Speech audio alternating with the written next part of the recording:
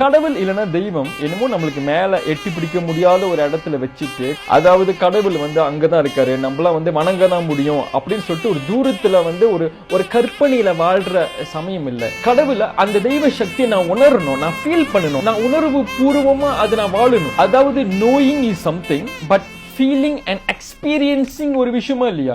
கடவுள் நம்ம வந்து புரியும், அந்த மாதிரி டிபேட் வைக்கிறாங்க, இந்த மாதிரி பேசுறாங்க, அதெல்லாம் ஒரு சைட் இருக்கட்டும். ஆனா கடவுள் நம்ம உணர்றோமா? யார் அது வாழ்ந்து இருக்கா? யார் அது அந்த டிவைன் எனர்ஜியை ஃபீல் பண்ணிருக்கா? அதான் நம்ம இந்து தர்மத்துல என்னமோ கடவுள் வேற இடத்துல இருந்து நம்ம ஒதுக்க மாட்டோம். இப்ப இந்த நொடியில என்ன சுத்தி இருக்கிற இந்த பிரபஞ்சம் இருக்குல்ல, அதாவது என் கண்ணுக்கு தெரிய பஞ்சபூதங்கள் மூலியமாவும் எனக்கு உள்ளுக்குள்ளே இருக்கிற ஜீவ ஆற்றல், அதாவது ஆத்மா சொல்றோம்னா அது மூலியமாவும் அப்பேற்பட்ட அந்த தெய்வ சக்தியை உணர்ந்து வழிபாடு பண்ற மார்க்கம் தான் இந்து தர்மம். அதனாலதான் நம்ம ஆகமத்திலும் சரி இந்து தர்மத்திலும் சரி ஒரு முக்கியமான ஒரு பிலோசபி என்னன்னா, அண்டத்தில் உள்ளதே பிண்டம், பிண்டத்தில் உள்ளதே அண்டம். அதாவது எது எதெல்லாம் மேக்ரோகாசம்ல இருக்கோ அது உள்ளுக்கும் இருக்கும், எது உள்ளுக்கு இருக்கோ அதே சக்திகள் வெளியும் இருக்கு. இந்த ஒரு ஈக்குவேஷன் இருக்குல்ல, அதாவது நம்ம வெளியே வந்து எது ஆதி சக்தின்னு சொல்றோம், அதே சக்தி உள்ளுக்குள்ள என்ன இருக்குன்னா குண்டாலினி சக்தியா இருக்கு. எது நம்ம வெளியில வந்து சிவன் நம்ம சொல்றோமோ அதுதான் உள்ளுக்கு ஜீவனா இருக்கு. அதான் நம்ம இந்து மதத்துல என்ன ஒரு சிறப்புனா, கடவுள் வந்து ஒருவரே, God is one, God is formless. அதாவது கடவுளுக்கு உருவம் இல்லைன்னு ஏற்கனவே சொல்லியாச்சு.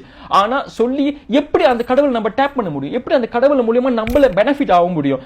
அப்படியே ஒரு தியோரியிலே வாழ்ற தர்மம் இல்ல, அது பிராக்டிக்கலா, அது டெக்னாலஜிக்கலா எப்படி நான் அதை டேப் பண்ணி அதை நான் ஃபீல் பண்ணி உணரணும்.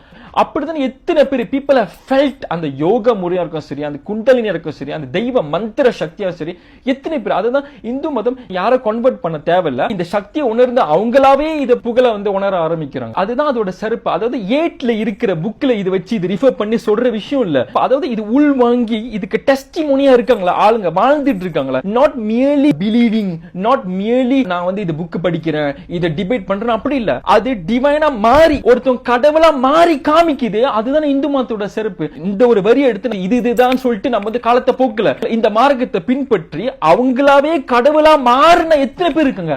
அதாவது அவங்க மட்டும் இல்ல, அவங்களை சுத்தி இருக்கிறவங்க மட்டும் இல்ல, உலகமே அவங்களை தேடி வருது. அப்படிப்பட்ட ஒரு காந்த சக்தி நம்ம குருமார்களுக்கு இருக்குன்னா அது நம்ம இந்து தர்மத்தோட புகழ தானே காமிக்குது. சும்மா ஒரு எக்ஸாம்பிள் சொல்றேன், நீம் கரோலி பாபான்னு ஒருத்தர் இருக்காரு. அவர் வந்து ராம நாமத்திலேயே அவ்வளோ பெரிய விஷயத்தை அடைஞ்சாரு. அந்த ஒரு தெய்வ சக்தி ஈர்க்கப்பட்டு எத்தனை பேர் வெஸ்டர்னர்ஸ் வந்தாங்க. அவங்கள என்ன உணர்றாம ஏதோ ஒரு போற போக்குல வந்து பாக்குற பீப்புள் இல்ல. ஒரு விஷயத்தை பிலோசபிக்கலா, உணர்வு பூர்வமா, சயின்ஸ் மூலமா எல்லாத்தையும் உணர்ந்துதான் அவங்களால ஈர்க்கப்படுறாங்க. அதான் வந்து ஒரு மல்லிகைப்பூ இருக்குன்னா அங்க போய் எழுந்த தேவையில்ல, இது ஜாஸ்மின், இது ஜாஸ்மின் எழுந்த தேவையில்ல. அங்க ஒரு மல்லிகைப்பூ இருந்தா அது வாசம் எல்லாமே உணர்ந்து அது ஈர்க்கப்படணும். அதேதான் இந்து தர்மம். இந்து தர்மம் தன்னை வந்து இப்படிதான் அப்படித்தான் சொல்லிக்க தேவையில்லை. ஆனா இந்து தர்மத்தோட அந்த ஒரு தெய்வ சக்தியை உணர்ந்து ஈர்க்கப்படுறாங்களா, அங்கதான் இருக்க அதோட சக்தியும். அதான் சிங்கம் வந்து காட்டுக்கு ராஜா இருந்தாலும் சிங்கம் வந்து தான் ராஜா, தான் சிங்கம், சிங்கம் சொல்லிட்டு இருக்காரு. அப்படி சொன்னிச்சுன்னா அது அசிங்கம். அந்த சிங்கத்தோட தன்மையை பார்த்து எல்லாமே உணர்றாங்களே,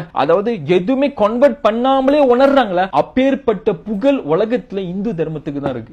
எத்தனை பேரு ராமகிருஷ்ண பரமஹம்சர், விவேகானந்தர் அமெரிக்கால போய் ஒரு பெரிய ஒரு டொர்னேடோவை உருவாக்குனாரு. அந்த டைம்ல அந்த நியூஸ் பேப்பரே சொன்னிச்சு விவேகானந்தர், ஆரோபிந்தோ, எத்தனை பேர் அவரோட பிலோசபியை பார்த்து மிரண்டு போயிருக்காங்க. காஞ்சி பெரியவர் எத்தனை பேர் அவரோட கடவுள் தன்மையை நேரடியா பார்த்திருக்காங்க.